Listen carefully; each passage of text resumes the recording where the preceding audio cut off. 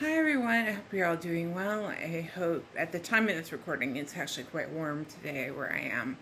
And I know in several places it is quite warm.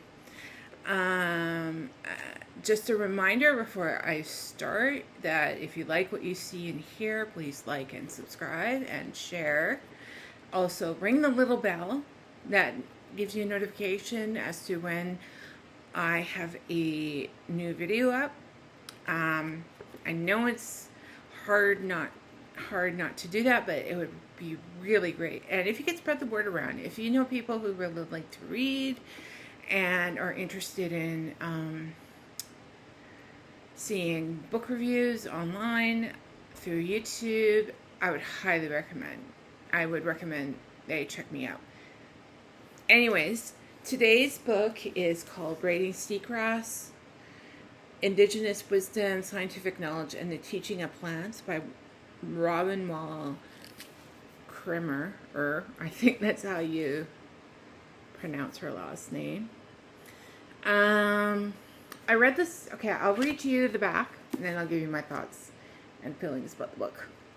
As a botanist, Robin Wall Kimmerer has been trained to ask questions of nature with tools of science. As a member of the citizen Potawatomi Nation, she embraces the notion that plants and animals are our oldest teachers.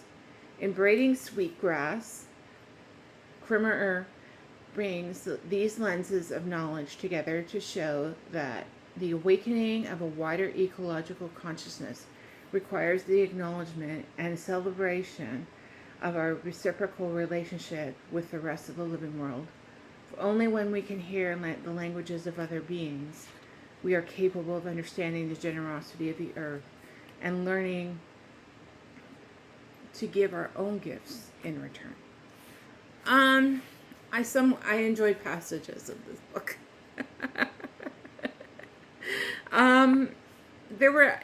I give this, I think, about a 3.5 out of 5.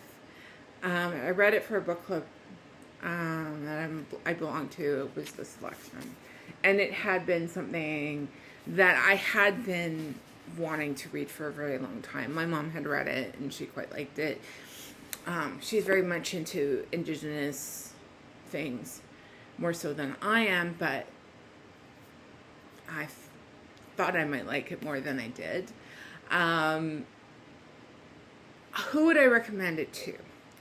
I would recommend people who are interested in Indigenous culture. Recommend it for people who like books on nature, nonfiction, I should say. What else? If you are a fan, I think, of Elizabeth Gilbert's Eat, Pray, Love, you might like this book. She gives a blurb on the back, as does Jane Goodall, who is the gorilla woman, who wrote a book called Seeds of Hope and My Life with the Chimpanzees. Right, she's a chimpanzee woman, I'm not. Right. If you're into that sort of thing, and if you've read those books before, I would highly recommend this book for you. If you're not, you might not want to read it. But, I mean, even though I was not totally interested in the topic, there are some aspects of the book that I really did like. And I probably should have read maybe the juvenile form, because there was a lot I did not understand, I hate to say. So a reading guide, or like a reading guide of some sort would have online as I read the book, each chapter, I think would have helped with me understanding more about what she was talking about. It's just a matter of me not really understanding what she is talking about. She talks a lot on the value of reciprocity. I think she goes into more detail maybe in another book. I think she's written another book because this came out in 2013. So it's about 12 years old. The book copyright is about 12 years old. It is very, very fascinating.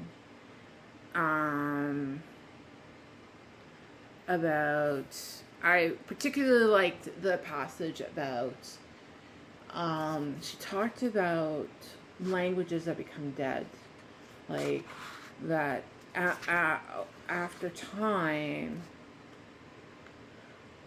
become, like she was talking more about indigenous languages, but I kind of, and I made a notation in here. Oh yeah, I did. I made a couple comments on page 50 and 51 where I said, she talks about fluent speakers in her tribe and how she's learning the indigenous language of her ancestors. And it's almost like Low German. Nobody speaks it. Nobody I know speaks it regularly, which is actually true. My grandparents spoke it to each other. In fact, a funny story, I was going up to my aunt and uncle's place in Kelowna when I was about 5 or 6, over Easter. My cousin Catherine was about a year old, I think. And as we're driving to Kelowna from Abbotsford, the long way around, I should say, because I believe at that point in 1985, the Coke and the Okanagan connector were not in place. Let's just say that. So there's a long way around via Highway 3 and then I think Highway 97 that goes north from Penticton. Anyways, or maybe it was open by then. Might have been. I don't know. Anyways, long story short, it was a long drive for a 5-year-old to go on. Even a 4-hour drive is a long, via the Coke and the Okanagan connector is a long drive. Just saying. Long story short, there's an incident where I said to them, they were speaking between the two of them, Low German, I'm not sure what about. And I piped up, "You're speaking French again." They were not. They were speaking Low German. And to my ears, they were speaking French. I didn't know the differences. And then she is talking about, on page 51, she's talking about how her house is spangled with post-it notes with this language, in another language, as if I was studying for a trip abroad, but I'm not going away, I'm coming home. She talks about how she's learning the indigenous language. I said, I wonder what my life would be like if I spoke Low German and had regular contact with such speakers. I imagine I would probably be speaking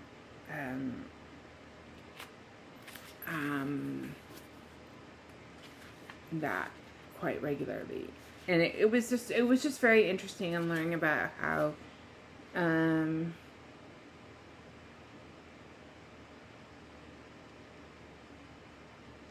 she's learning Ojibwe, which is, well, she's learning Potawatomi.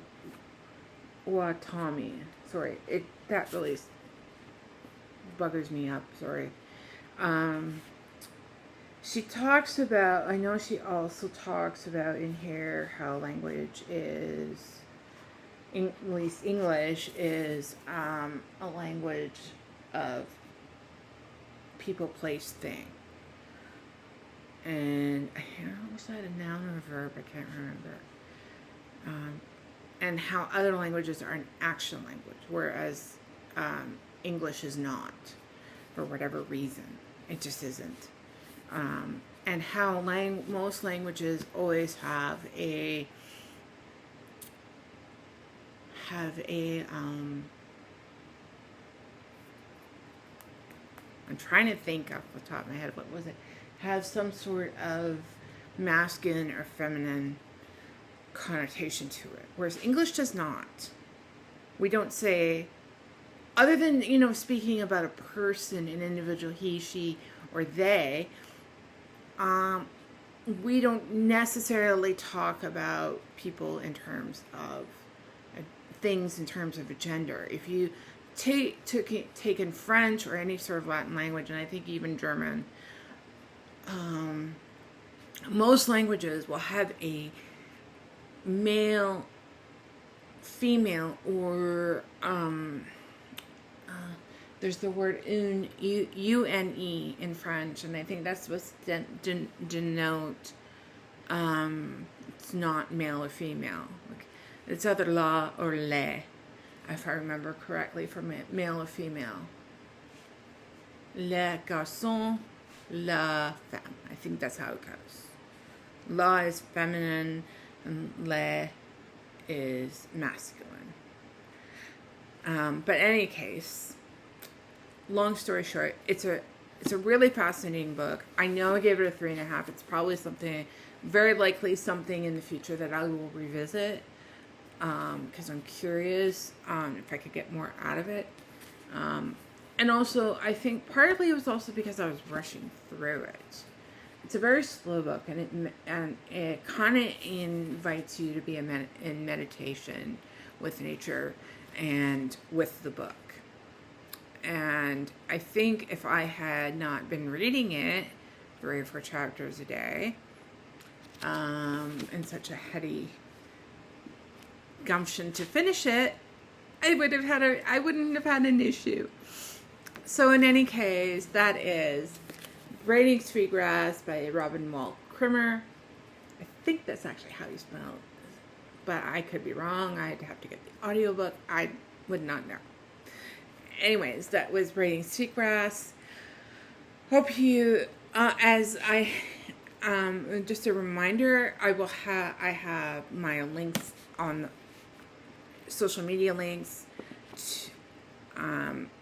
to my various social media entities, and you can find me there posting. Well, I don't really, you can find my social media links below. You can also find the link to my bookshop.org site, my bookshop.org storefront, at least. And I hope to update it sometime soon. Now, I know it's probably way out of date. I get it. I've been reading a lot and a lot on my plate at the moment, so I apologize if I haven't been posting as much lately, and if these posts are coming, thick and furious, and I'm so apologetic. I've also put a link of the book below in the description, so that if you do wish to buy it, based on my description, if you might be interested in it, and you want to send me a few bucks, that would be great. Just a reminder, if you're not in the States or the UK, you cannot get the book through bookshop.org unless you have a US or UK mailing address. So I'm just making you aware. So if you're in Canada, you have to have a US address. So use something like one of those US postal mailing boxes that you can, or order it. I guess you could also then order it from if you want to shoot me a few bucks, that's how you do it. You find yourself a US mailing address. Anyways, that is Braiding Sweetgrass by Robin Wall Kimmerer. I look forward to talking to you soon. Bye for now.